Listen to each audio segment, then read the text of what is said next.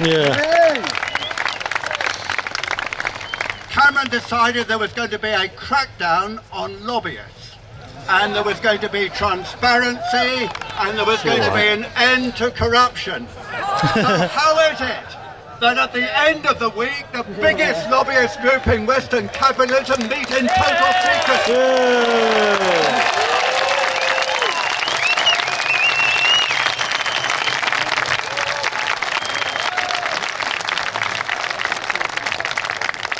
And one other thing, which you may have noticed in today's papers, wonderfully timed to fit in with the Bilderberg conference. You will know that they are very, very keen to know about every single email, telephone call, video, text message, all the online traffic, that all of you and all of us are making billions and billions and billions of them. They want to track every single one through Facebook and all of the other social media, using MI5, MI6 and the GCHQ in Cheltenham. Well, what I say to them is, if you are so keen to know about every single email, etc. that we send, we want to know the basic... Yeah! Well said! Yeah! Yeah!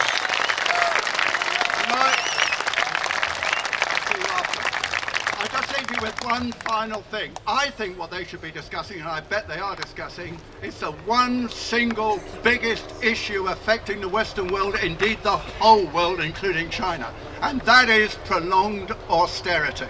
Yeah. It is the single biggest issue which affects us all, and we should be involved in that.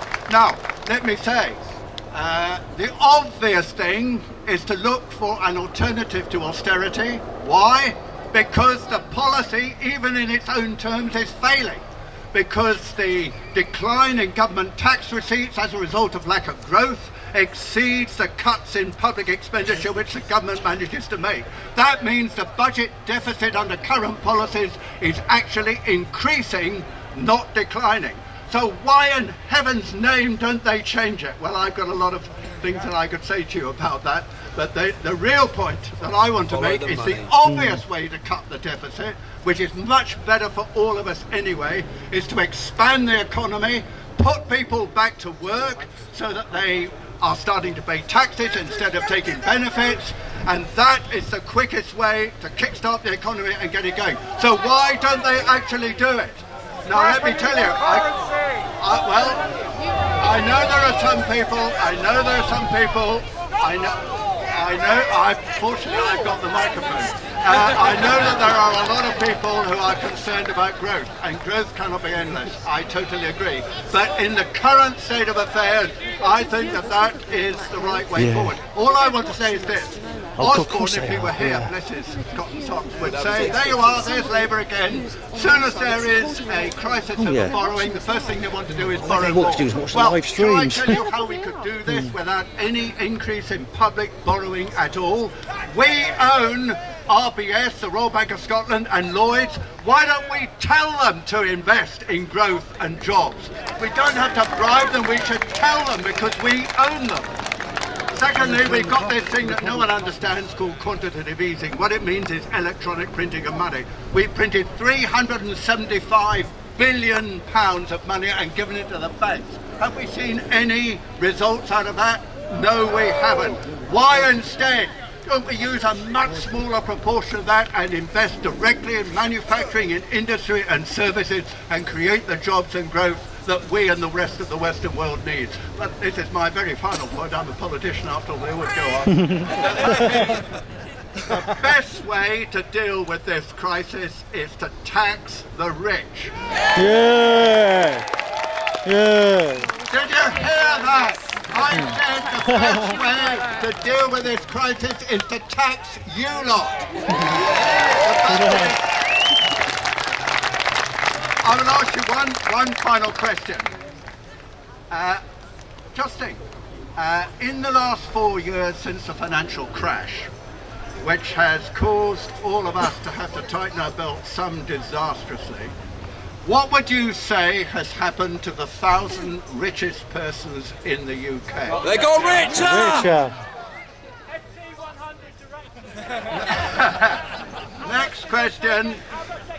Just 1,000 persons, we're talking about 0.003% of the population, absolutely minuscule number. How much has their wealth increased? Well, you won't know. This comes from the Sunday Times richly. Their wealth has increased by £190 billion in the last 4 years. Just It's sickening. 1,000 people. I think we have a message for them. Don't tell us that we're going to tighten our belts. How about you lot paying your proper and due taxes? Yeah. Not corporate tax avoidance, not tax havens, but fair work. Thank you Yeah. very much indeed for coming. And I must say it's wonderful to have an opportunity like this. This is worth a million parliamentary debates. Yeah. Yeah. Yeah. Yeah. Thank you for coming. I think our message is getting home. All power to your elbow. Thank you. That was Michael Meacher, MP, who's one of the few decent politicians there are. Now, that was. I didn't get a chance to record all that because I've got only a little bit of film left. I want to save it for David Icke. Yeah. I've only got 42 minutes on the battery. Don't film me talking. No, right. They had Belinda McKenzie up earlier. Now, Ladies I and think gentlemen, just that was one a more time mistake. before the lovely All right. Justin Walker, the Right Honourable Michael Meacher MP, please. Yeah. The only MP that has stood up. Excellent.